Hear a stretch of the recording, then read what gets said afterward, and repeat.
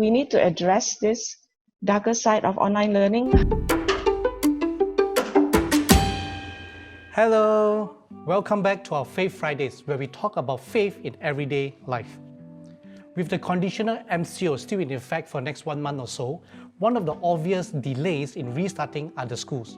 Although our Education Minister has announced the cancellation of year-end examinations and the postponement of both SPM and STPM, learning hasn't stopped for our students. Colleges and universities have immediately adapted a new norm and learning continues. Studying online has been more flexible for me and it's more easier to study. Our university uses Moodle and also Microsoft Teams. Pretty hard. First of all, there's no standardized platform for the teachers to use or teaching or to send out resources for self-learning. Some teachers use WhatsApp group chat while others use Google Classroom. Usually this creates confusion between the students to find resources for self-learning. Also, because there's no standardized platform for teachers to use for teaching, there tend to be a time clash between classes. If I attend class A, I might miss class B. So if I think about it, it's like I skip class to attend another class. So it's pretty funny. So a lot of my practical skill session has changed into online self-learning. So it's quite tough because we have to study and learn everything from watching videos and reading from books. My school mainly uses Google Classroom, where teachers send out notes, video lessons, as well as assignments. And we also use Google Meet for video calls, which is actually scheduled. And it's easier for students because we can have immediate answers to our questions without waiting for replies. Hi, for me it's easy learning to online, but need share the PC with my sister at same time. It make difficult for me. It's a bit hard to learn all those hand-on skill or technique when there's no practical classes, even though we can actually find the videos or information through YouTube or internet. Hi, I'm studying from home every day by logging onto Google Classroom. I have to watch a short video before doing my assignment. It wasn't that difficult, but I still prefer going to school. We have online classes on Zoom with our lecturers, and we also record our performances for our finals. For international school now, IGs have been cancelled. My IGCSEs are now cancelled. So they are doing evidence-based learning, and it's I think a lot of shifting of schedules and a lot of projects to do, as well as a lot of assignments. Our hearts go out to all the students that have been studying day and night, having to adapt to a new style of learning and while having to still learn, as well as those who have to adapt to a new style of examination overnight. Students, don't be disheartened. You are a new generation. You are creative and more than capable. You've got this. In conjunction to Teachers' Day tomorrow, we want to also say a big thank you to all the teachers out there and all the educators that have stepped up and continued to endeavor to teach and educate all their students, all your students. Your persistency to adapt and your flexibility to reorganize your whole life in order to reach your students deserves our great respect, admiration, and appreciation. So, thank you all to teachers. all the teachers. Appreciate you and your hard work. So, this pandemic has actually moved our learning to our online platform. Ready or not, what was previously thought of as a future learning style is now at our very homes, and we must adapt. But what does this mean for us, for our education system, and for our future? For this, we are speaking to 3 educators today who will be sharing their thoughts about our online learning realities. And I know that this is a lot of time, and we want to thank you for taking time to do this. We want to introduce as well all our speakers, and in this interview, we have Esther, who is the principal of our Agape Resource Center Homeschool in Agape, as well as Madam Liu, who is from our Wesley Methodist High School in Seremban. And we also have CK, who is in currently in a virtual learning area, which is very interesting, as well as higher learning education and a part-time lecturer at TAF for the last 10 years or so, right? Yeah. So we're really glad to have so many different and varied people here for the interview this morning. We want to start off with a simple question because this pandemic has actually shown education is beginning to change. And during this MCO, many people have faced many different challenges in learning. Of course, different system will have its different challenges, and students from different systems have different ways of learning. Some are self-studying, some are doing online classes through different platforms, all kinds of platforms, or some are probably neglecting their studies altogether. Maybe you can share how your students have been coping in their studies during this time, how they are learning, and what are some challenges that you face.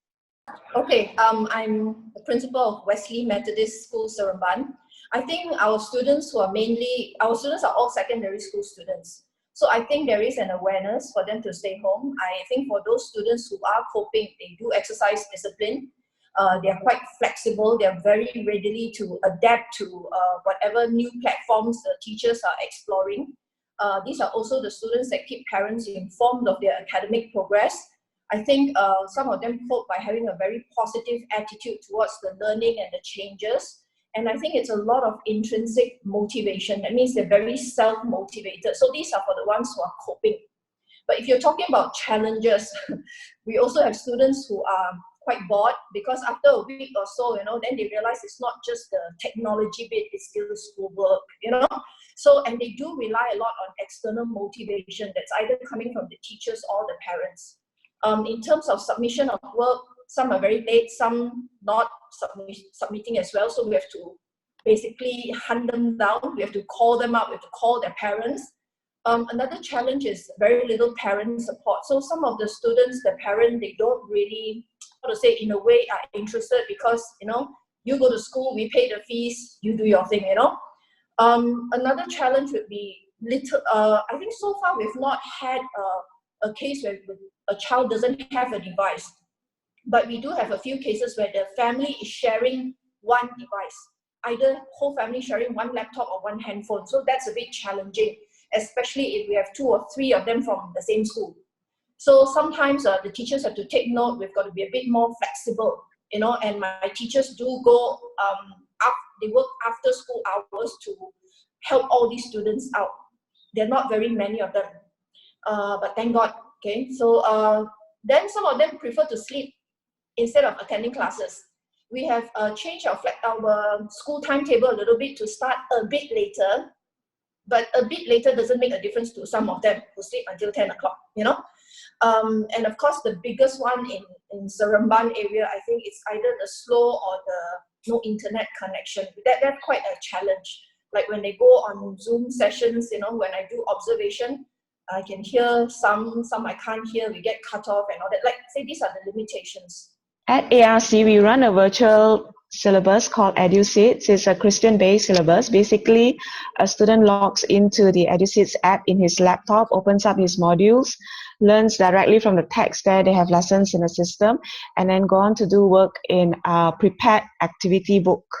So now a supervisor is available at the center to guide them, if they have trouble understanding the online lessons, and also to mark their work as well as give out tests at the end of every level. Now, as long as the student has a good internet connection, he can basically just move on in his studies. So if he has that at home, there is not much problems gaining access to his studies. The syllabus itself is quite ideal for situations like an MCO where students have to stay home. And from this MCO, we actually see some parents really shine at homeschooling and guiding their children, and that's just awesome. Are there challenges? Of course, there are. Students, like I said, are at home, like what Madam Liu said. They are more relaxed, laid back. They won't wake up so early to get into their studies every weekday. And if their parents are not at them all the time, then they realize they have the ability to self-declare cheat days, on their studies. So their self-discipline is one big challenge. And then, of course, there are also those who are very disciplined, who move very quickly and finish up all their workbooks. And then so we have to arrange for them to get e-activity books, soft copy, which isn't as nice as, physical books. And another challenge is like how to mark their books and how to test them, because those are all done physically at the center. So we need to review and fine tune as we go, Now, of course, like what Madam Liu said, there are Zoom and Skype classes and fantastic applications, it keeps us all connected, but there are setbacks, it takes a longer time to coach. And then, of course, there's that dreaded laggy internet connection.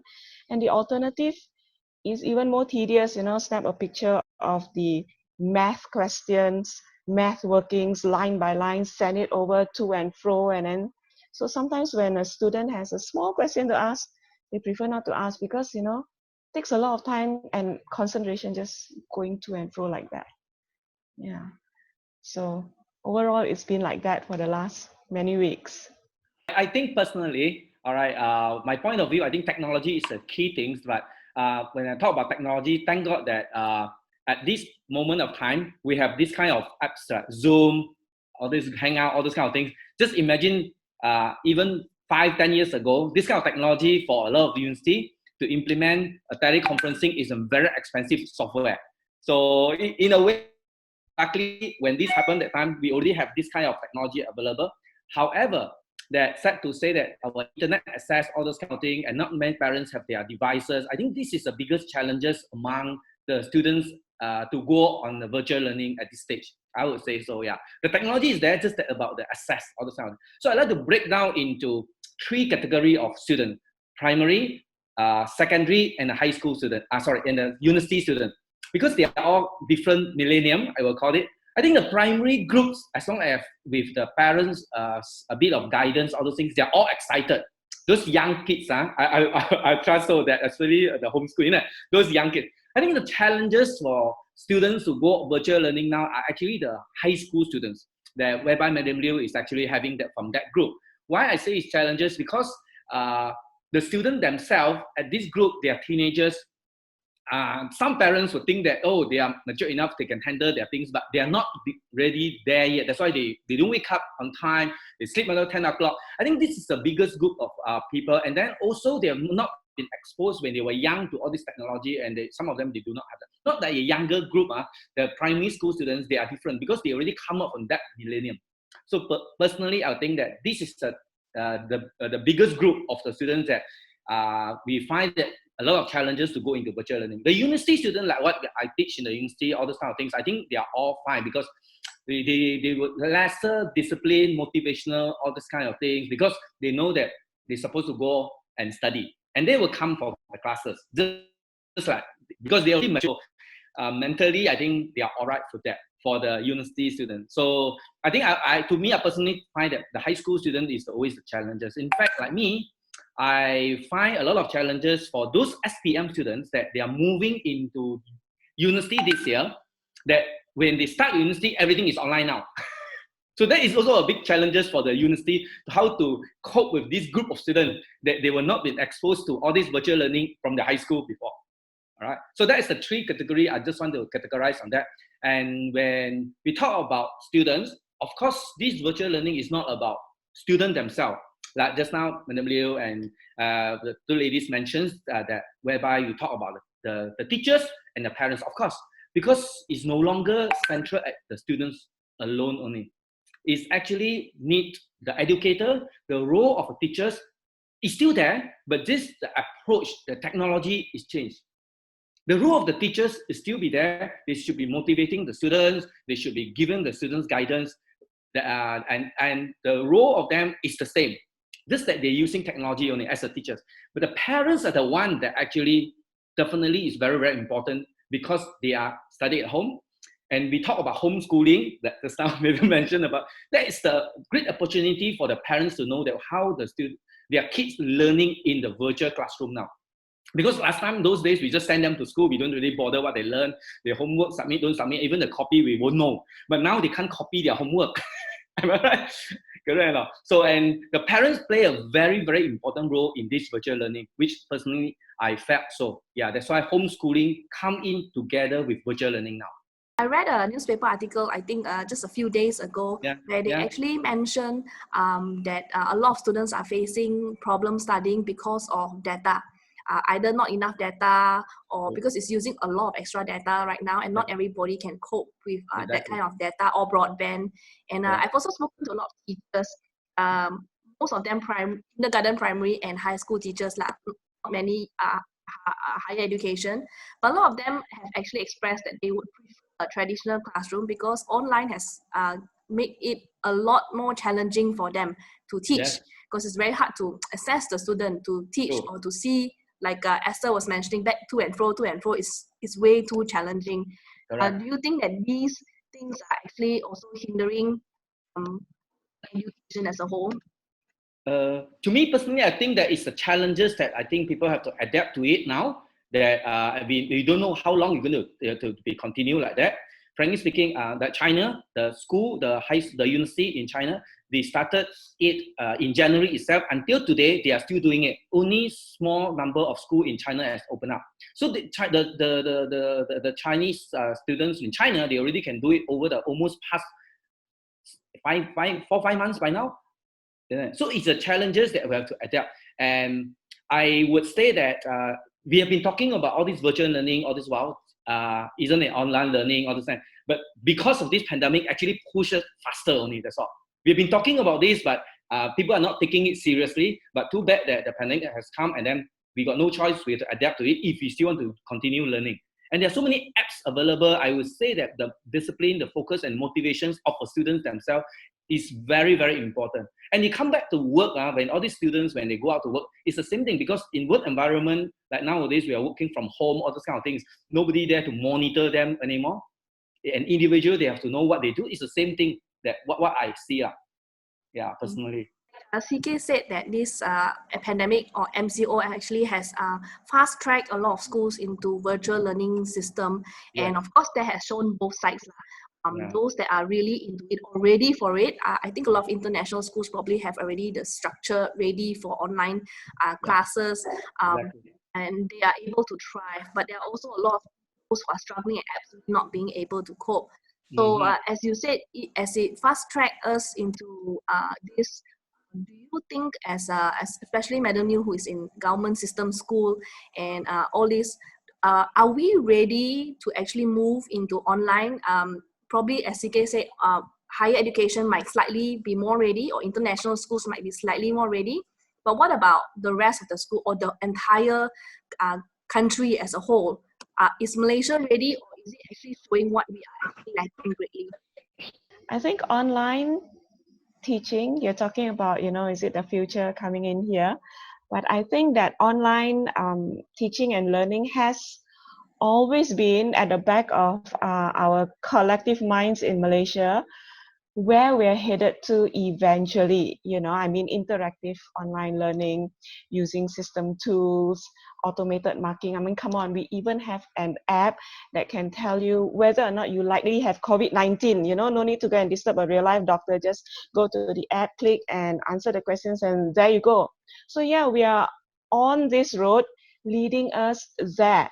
And this MCO situation or this lockdown situation just fast track things a little bit, so that the future, we call it the not yet, is already here.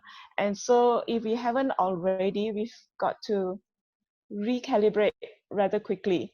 And all those challenges I mentioned earlier, things like slow internet connection, like what CK was saying, these are all the things that is happening. They are scrambling to get it better, and things like teachers and supervisors, a lot of work on our side, but you can see that it is a very positive kind of change, and people are going forward to it, because this is our future, and our future is not that far away already. It's here already.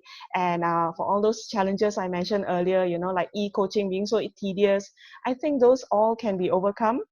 I believe we are creative creatures, all of us. Sooner or later, we would find shortcuts to come up with, like, newfangled expressions to facilitate the more intricate discussions. So I think it's already here, not quite future anymore. But I think what's important in this future would be to address the darker side of online learning. I just had a very short Zoom session with a children's church class not too long ago. It was quite a good session. I got to meet up with them, but it was quite disconcerting actually that many of them decided not to use the video to show their faces in Zoom because because it's laggy and all. But for me, it's lonely, And if this is going to be the future, it speaks of a generation that will grow up lacking and even fearing the face-to-face, the personal element, and that probably the sense of community. So I guess we need to address this darker side of online learning. How do we overcome communal distances created by individualized, non-interdependent learning? How do we build self-discipline and good time management skills in our children? How do we instill love for others and good time management skills in our children, and community values as well? Now, I think all this need to be thought about and inculcated into our education programs in our schools as well as in our church. Okay, I do speak to some of the students from 4th form, form 5, generally from throughout Malaysia. I think the rural area students are being neglected a lot. I'm sorry to say that. I think that's the reasons that I think the government, the Ministry of Education also under pressure now for this point of view. Yeah, the rural, we are in the city, we all stay in the city. I think we are more fortunate, at least we have the device and we have all this kind of technology. But the rural area kids that we are very, very concerned now. Okay, I think Malaysia as a nation, we are not ready. A survey has been done recently by our government, and they said that somewhat our country is somewhat limited. It is only fast tracking for some, basically for those living in the cities. From the survey done, it's about 6% of our students who have a personal computer, about 6% that have tablets, 9% that have laptops, and 46% that have smartphones. And that's from 900,000 out of our 2 million students. I think the government, if we want to move towards online learning, there's going to be a need for a lot of investment into technology, into devices, because if not, a lot of the rural students will be left behind. Basically, currently at the moment, about 37% have no device. That's just one part of it. I think the latest struggle for our students is, especially for the secondary school students that I'm handling, something that I've always talked about, and I think now they're beginning to see the reality that there's a need for a change of mindset, that the handphone is no longer a toy, it is basically a tool, and now it is a tool for them in terms of education. But then again, when we talk about it in general, I think online students is suitable for some of those who are much what we call adult learners, more mature learners. But for the younger ones, they still need the human touch, the eye contact, the face-to-face, just seeing one another. I think that can never be replaced with online studies. For online studies, you want it quick, you want it for those who are very mature, they don't have a need for what we call to develop social skills. I think that's fine. But for the younger generation, I think it's a very cold thing, to go into online education. Last question is coming out of this MCO. Do you think that everyone will just revert back to the way it was? Like, okay, let's just forget the whole period of time, but let's go back to our traditional or the way that we are used to? Or will people start to adapt and say, let's take the good in that and put together with what we can, as well as management? As someone in top management, you can actually see the whole system, unlike a lot of people. What do you think needs to change, whether in our own education system or as a whole, so that we can actually move into a more integrated kind of system towards future? I think what needs to change mainly is our mindset. I think younger children have an easier time of it because they grow up with technology. But people like us, me, older people, we have to do a lot of changes in our mindset. I mean, I've got a group of supervisors who are really awesome, fantastic. They are younger, a lot of them are younger than me, and they can switch so easily, you know. So our mindset needs to change. And not only that, because in the wake of the MCO and the pandemic, the new normal things like physical distancing, not social distancing, but physical distancing, the mask wearing, the right to ask parents to stay their children home if they are sick, the OCD hand washing habits, you know, the likelihood of having more Zoom or Skype classes for children who have to stay home, change in school activities, the realization that this generation is going to grow up not only feeling very self-conscious every time they cough and sneeze in public without mask, but also feeling very helpless and shrinking back in the face of any problem that is bigger than their eye can see. So this going forward might be the new normal, and I feel that our children all the more personally need to know God is still in control. I mean, He is not helpless. He is not too small for any uncontrollable situation. In fact, I think the biggest change, apart from our mindset, or my mindset, I think the biggest change we need to see is for our children to grow up knowing the power of Jesus and experiencing that personal faith in Jesus that's not secondhand from their parents or even from the church leaders. So I feel that is important because there's so much uncertainty right now. Okay, I think there's going to be a lot of adjustments required.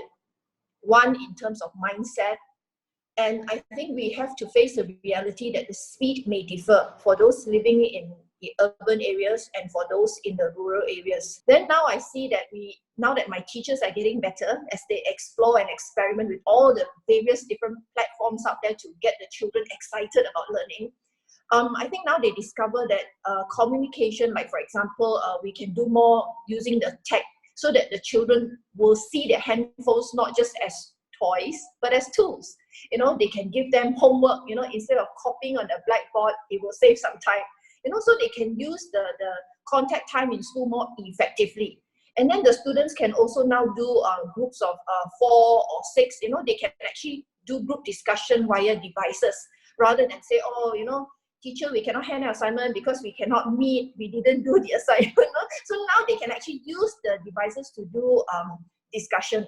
And the teachers now can also see that, I believe, for the future, other than them coming to school and meet, you know, off school hours if they want, they can use other platforms or other teaching aids that can be used.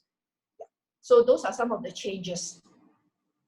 Thank you so much once again for sharing your opinion and thoughts. I'm sure it has been helpful and it will be helpful for all the listeners, our watchers as well, to hear a different perspective, especially from you. So I just want to say a big thank you. We will end our session right here. Yes, thank you so much. Thank you. See you. Bye. There you have it. Whatever your thoughts are about online learning, whether you're for it or not for it, whether you're ready or not ready, there is no denying that how we learn is changing. And even if not for you at this moment, it will be for the current generation of students and the next generation. But for every jump in technology, every change in learning systems, since the beginning of time, we find that there will always be a dark side, an undercurrent issue, a social problem, if you will. And this time it will be no different. But just as before, we are going to need to figure out how to deal with these issues and how we can minimize its impacts. I want to speak into your hearts for a moment, all the students, teachers, parents, and remind us, don't let your hearts be troubled by the changes or the problems that we begin to see. Education, as we know, is not a static thing, and it will continue to change as mankind changes. Methods and even contents will continue to evolve. And you know, shouting at a big tide that is coming is not going to change the direction of that tide. What we do need to do is to anchor ourselves and our children into that which is unchangeable, that which do not change, that which will hold us through any and every new tide that comes. Two things we need to teach our children that do not change. The first is the unchangeable truth. Jesus Christ, our rock, is the same yesterday, today, and forevermore. Who He is, what He stands for, His will and His purposes, His kingdom values and principles, they will not change and they will stand the test of time. See, God's ways will never be outdated, no matter how many new technology or methods are being introduced. And I believe that we ourselves need to be convinced first of this truth before we begin to teach it, to recognize that God Himself does not change. Because without which this truth is in our heart, we will begin to run after or away from every wind of change that comes, and we will be overtaken by fear by every new thing we see. We need to anchor ourselves in Christ, our Lord, and anchor our children in that same truth by showing them how we cling on to those truths and realities, unchangeable truth. The second thing we need to teach our children, which do not change, is the unchangeable goal. As a disciple, our goal is to become more and more like Christ in our character, our thoughts, and our actions. This goal is the same in every stage of life, in any career path we might choose. God has always been interested in you, in who you are inside. You see, everything that we learn on the outside are knowledge-based and skill-based. And these subjects are translated into what we will do, what we do. But they do not change who we are. For example, being a teacher is what you do. It is not who you are. You are a child of God. You are a follower of Christ. You are an ambassador of His name. Who we are is not what we do, but what we do will flow from who we are. So it is very important that we don't neglect to teach our children or teach children who they are and who they should reflect. Because we know that who we reflect, we will become. Teaching children the very foundation of biblical kingdom values and the essence of where our faith lies in will help them counter every dark side, ride out any storm, and live their lives to the very full. Amen?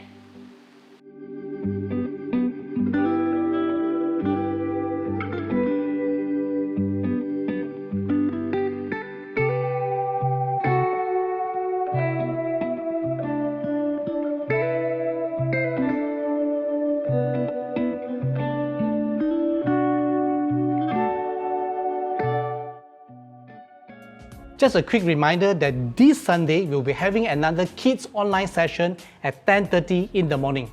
So parents, do prep your kids and get them ready and tune in to our website. Thank you for tuning in. Take care and God bless.